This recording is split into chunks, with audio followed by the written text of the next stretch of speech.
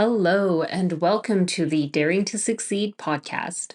My name is Juliana Yao Jorgen, and I'm a workplace strategist who helps introverts reach their career goals with personalized strategies that work with their introversion, not against it.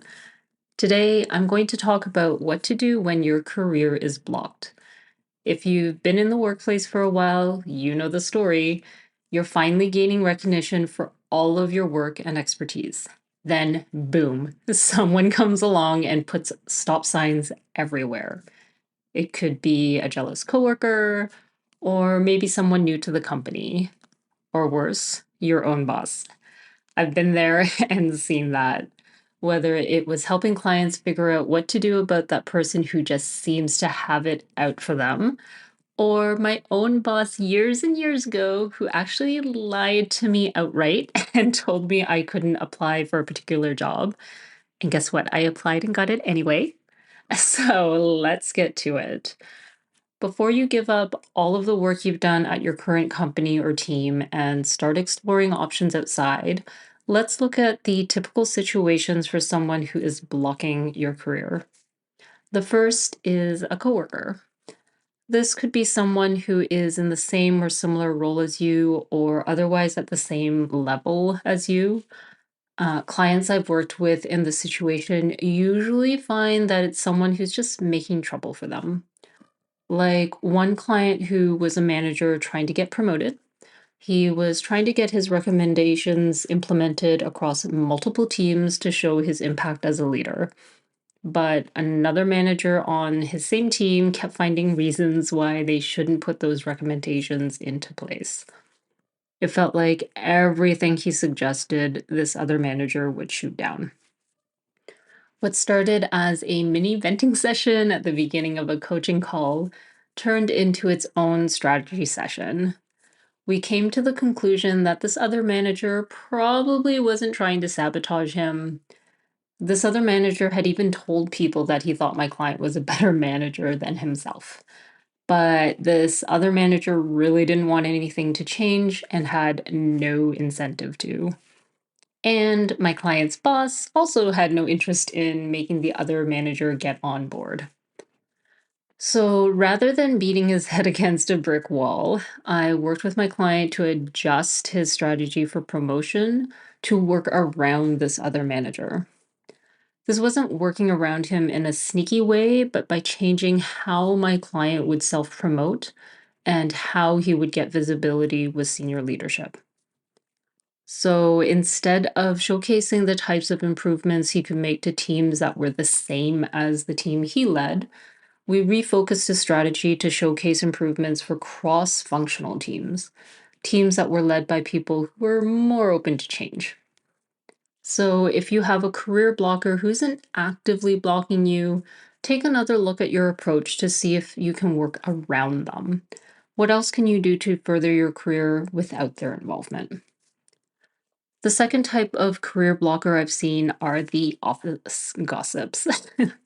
These are the people who go about and badmouth everyone, and somehow you end up being on their radar. Even if people know that these people are gossips, they can still damage your reputation and your confidence if you let it go on. Asking them to stop or trying to get them to empathize with the impacts of their gossip won't work because it's the drama, the shock, and the attention that they crave. Trying to disprove them can sometimes backfire too because when you're shining brighter at work, you could spark their jealousy, which will just make them badmouth you even more. One thing I've done with my clients that has worked surprisingly well is enlisting their help. So, for example, I worked with a client who was trying to transfer to another department internally, but a very gossipy VP kept spreading a rumor that she was a flight risk. We dug through all of her interactions with this VP and even everything that this VP might have been exposed to about her. And the only thing we could find that could mark her as this like flight risky person was the very fact that she was trying to change departments. Weird, right? So, after trying a few things that didn't work, my client was ready to try on anything to get rid of this label. So, I suggested that she ask the VP for help.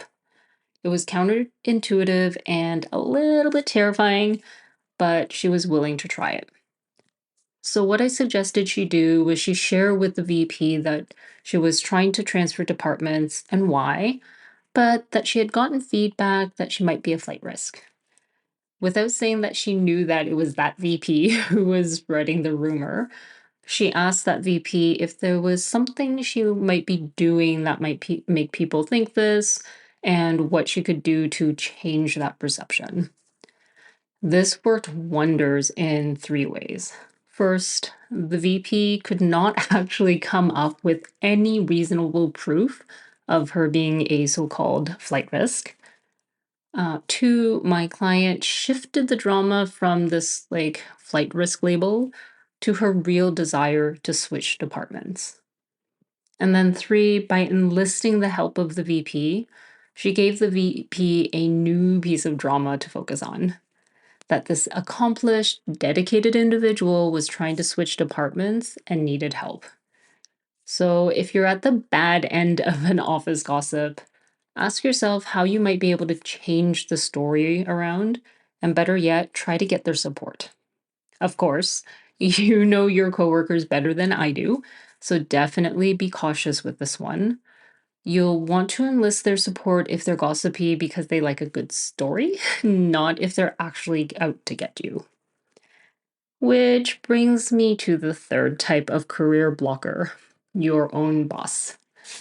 While people don't like to believe it happens, unfortunately, it does. Like my client who was trying to get a promotion, but her boss had already decided that she was in the most senior role she could ever have in her life.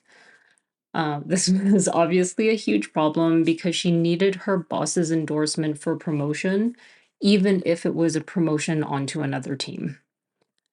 What I did with her is figured out what her boss thought she was lacking, then put together a plan to show that she could pick up this skill. In her case, her boss thought she was a terrible presenter. And my friends, this client of mine was an extrovert who was always the life of the party. The problem was that her boss kept putting her in situations where she would have to talk to large groups of people about things she did not know well, which made her super nervous because she didn't know the topic well enough to present or answer any of the questions. So, what I recommended was she create opportunities where she could present about topics that she did know really well, then very adamantly volunteer herself to talk about those topics.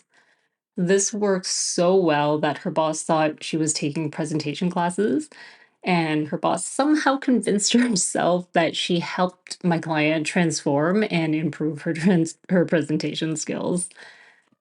Because the boss, saw the improvement and took credit for it, she wanted to share my client's success story and endorse her for a promotion. So if it's your own boss in the way of your career advancement, rather than trying to disprove their beliefs, just show that you can do the thing that you don't think you can do and treat it like a new skill that you've picked up. And if you're dealing with a different kind of situation blocking your career, I would love to help you with it. For the next few weeks, I'll be hosting free career strategy workshops where I'll work with you one on one to figure out the first few steps towards improving your situation at work or in your career overall. If you're interested, go to the link in the show notes to get all the details. Okay, that's it for now. I'll see you next time.